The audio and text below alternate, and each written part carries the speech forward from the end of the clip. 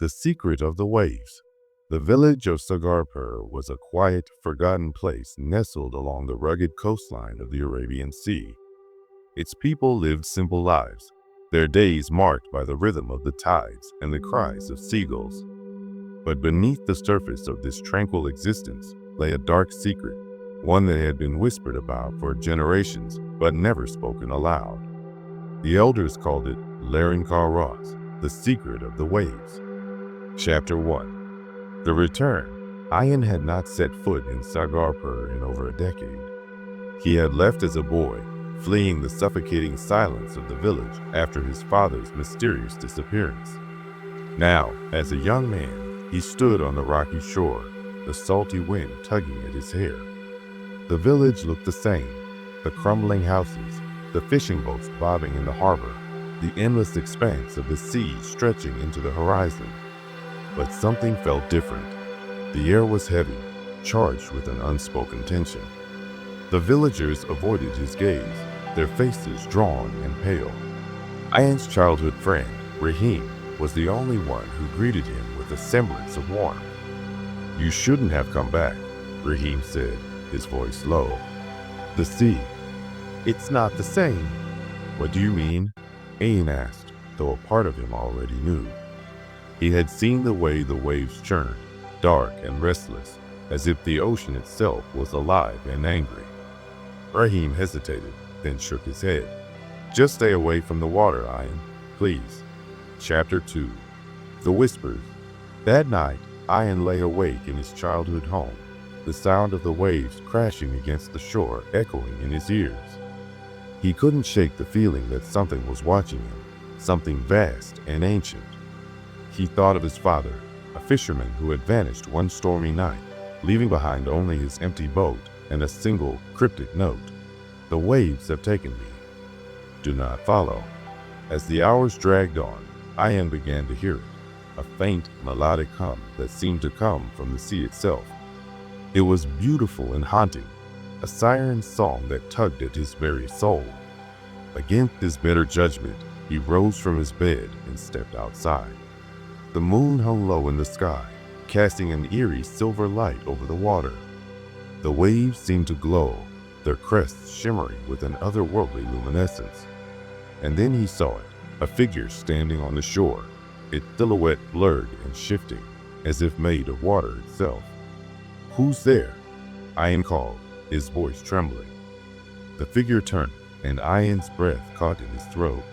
It was his father, or what remained of him. His face was pale and gaunt, his eyes hollow and filled with an endless, abyssal darkness.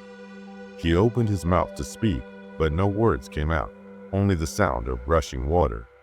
"Ian," the figure finally whispered, its voice echoing as if from the depths of the ocean. "You shouldn't have come back."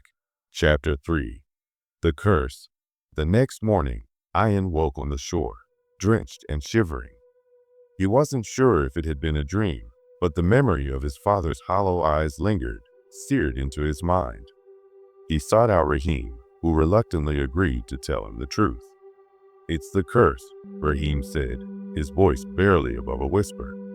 "Every generation, the sea claims one of us. Your father, he was taken because he tried to uncover the secret. He went too deep, too far.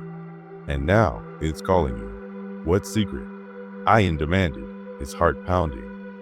Rahim hesitated, then leaned in close. "They say there's something beneath the waves, something ancient and hungry. It's been there for centuries, waiting. And when it calls, you can't resist. You'll go to it willingly, even if it means your death." Chapter 4. The Dive. Ayan couldn't ignore the pull of the sea. It called to him, day and night, its song growing louder and more insistent.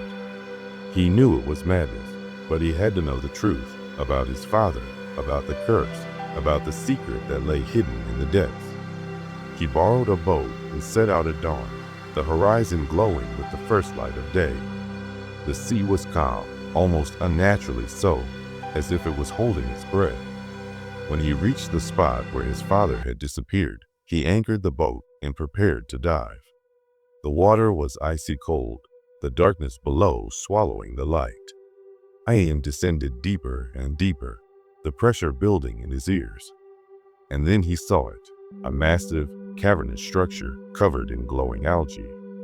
It wasn't a cave, it was a mouth. The creature was unlike anything he had ever seen. Its body stretched for miles, its eyes glowing like twin suns. It was ancient, primordial, a god of the deep, and it was hungry.